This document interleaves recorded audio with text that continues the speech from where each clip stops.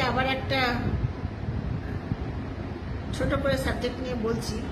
এই আরজি করের ঘটনা, মহিলারা কিভাবে সুরক্ষিত থাকবে, এটা জাস্ট আমার একটা সাজেশন। মহিলারা তো সংগঠিত না, যেখানেই দেখা যাচ্ছে কোনো সেক্টর, সে মহিলা হোক আর যে কোনো সেক্টরই হোক, বিজনেস ছোট ছোট জায়গায় হোক, হকার হোক, যে কোনো জায়গায় যদি তারা সংগঠিত না হয় তাহলে কোনো আন্দোলন না দানা বাঁধে না। এটা বলা হচ্ছে নন পলিটিক্যাল, সবাই মিলে আসতে পারে, ঠিক আছে।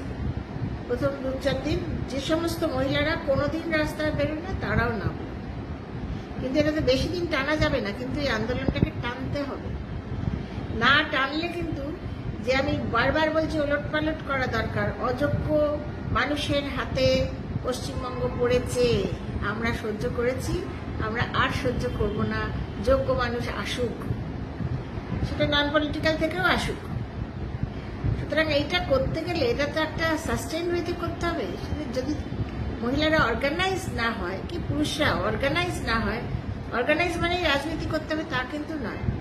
ছোট ছোট অর্গানাইজড যারা যারা এসেছে তারা মাস্ট বি অর্গানাইজড প্রপারলি। এটা আমার একটা সাজেশন রইল।